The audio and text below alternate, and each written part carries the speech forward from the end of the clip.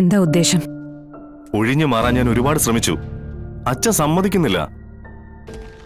ഒടുവിൽ സത്യാമ്മ വന്ന് അച്ഛൻ ഉറങ്ങിക്കഴിഞ്ഞ് വിളിക്കാന്ന് പറഞ്ഞിട്ടുണ്ട്.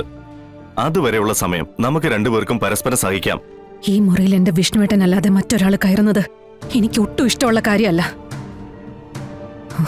ഇറങ്ങിപ്പോ ഇവിടെന്ന്.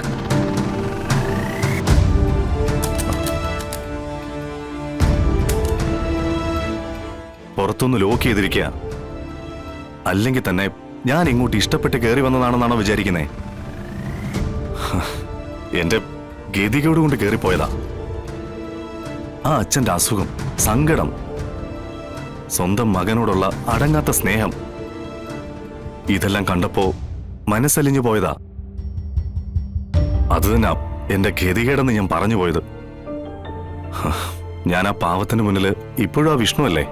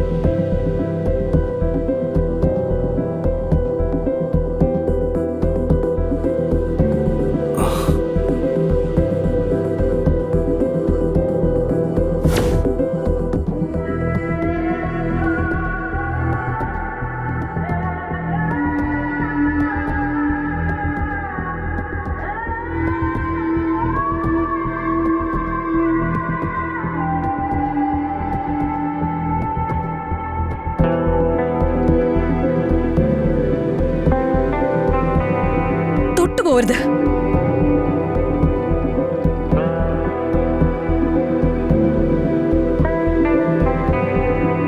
ഇതിൽ തുടരുത്. കഷ്ടം. ശാലിനിക്ക് എപ്പോഴും എന്നെ ഒരു അന്യനായിട്ട് പോലും കാണാൻ പറ്റുന്നില്ലല്ലേ? ശാലിനി ഒന്ന് മനസ്സിലാക്കണം. ഞാൻ നിങ്ങളുടെ ജീവിതത്തിലേക്ക് ഇടിച്ചു കയറാൻ വന്നവനല്ല. ഞാൻ ആരാണെന്നും എന്താണെന്നും ഞാൻ എങ്ങനെയൊക്കെ നിൽക്കണമെന്നൊക്കെ നല്ല ബോധവും അറിവുള്ളവനാ. സ്ത്രീകളെ ബഹുമാനിക്കാനും എങ്ങനെ പെരുമാറണമെന്നും ആദരിക്കേണ്ടവരെ ആദരിക്കാനും പഠിപ്പിച്ചു തന്നെയാണ് എന്നെ എൻ്റെ അച്ഛനമ്മമാര് വളർത്തിയിരിക്കുന്നത്. എന്നെ നിങ്ങൾക്കൊരു ഫ്രണ്ടായിട്ടെങ്കിലും കാണാൻ പറ്റില്ലേ? ഞാൻ വേണമെങ്കിൽ ഈ നിമിഷം ഇവിടെ നിന്ന് പോവാൻ തയ്യാറാ. പക്ഷേ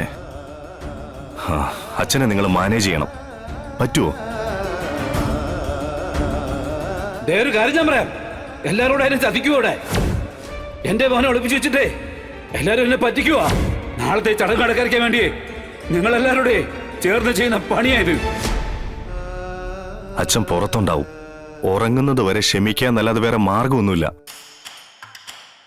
പരസ്പരം അറിയാവുന്ന സുഹൃത്തുക്കളായ ഒരു പുരുഷനും സ്ത്രീയും ഒരുമിച്ചൊരു മുറിയിലിരുന്ന ഈ ലോകമൊന്നും ഇടിഞ്ഞു വീഴില്ല. മനസ്സുകൊണ്ട് പരസ്പരം മനസ്സിലാക്കിയവർക്ക് ഒരാളെയും പേടിക്കേണ്ട കാര്യമില്ല. പിന്നെ നമുക്ക് നമ്മളെ അറിയാലോ. അച്ഛനൊഴിച്ച് ബാക്കിയുള്ളവർക്കും നമ്മളെ അറിയാം. പിന്നെ എനിക്ക് കിട്ടുന്ന ഈ അവഗണന അതെന്റെ വിധി, എന്റെ നിയോഗം. അപ്പൊ ശിവോഹം അല്ല? അല്ല, വിയോഗം.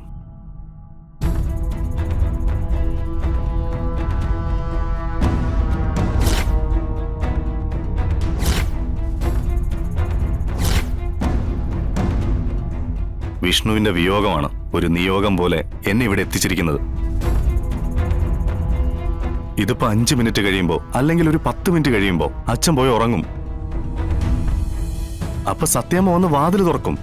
ഞാൻ ഈ മുറിയിൽ നിന്ന് ഇറങ്ങി പോവുകയും ചെയ്യും. പക്ഷേ നാളത്തെ കാര്യം ഓർത്തോണ്ട് എനിക്ക് ഉറക്കമുണ്ടാവില്ല. അഭിനയമാണെന്ന് അറിയാമെങ്കിലും മറ്റൊരാളുടെ ജീവിതത്തിലേക്കുള്ള കടന്നുകയറ്റമല്ലേ. അതിൽ മനസ്സുകൊണ്ട് വേദനിക്കുന്നവനാ ഈ ശിവൻ. കാരണം അർഹതപ്പെട്ടതേ ഞാൻ എന്നും ആഗ്രഹിച്ചിട്ടുള്ളൂ.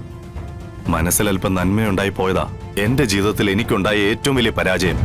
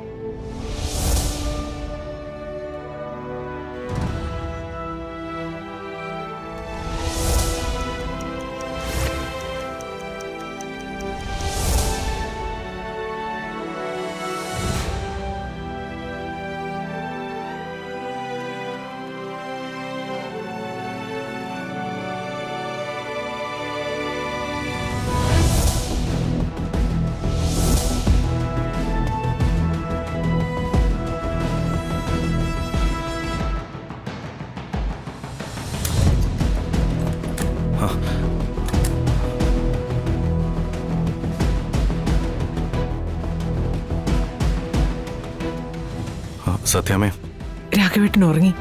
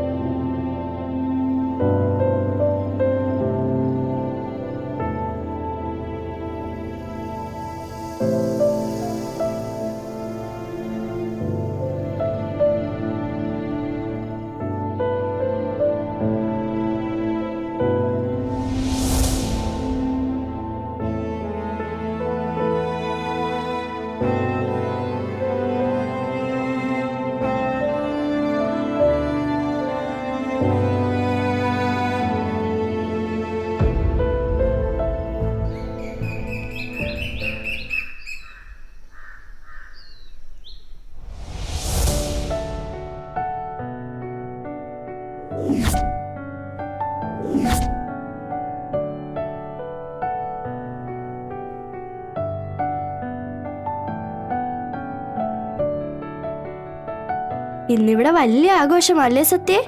അതെ, പക്ഷെ അച്ഛന്റെ അസുഖം കാരണമാണ് ഇത് നടത്തുന്നത്. അതുകൊണ്ട് ഇതത്ര വലിയ കാര്യമാക്കണ്ടെന്ന സത്യാമ്മ പറഞ്ഞത്. ആ, അത് ശരിയാ. എന്നാലും നമുക്കൊന്ന് കാണാലോ.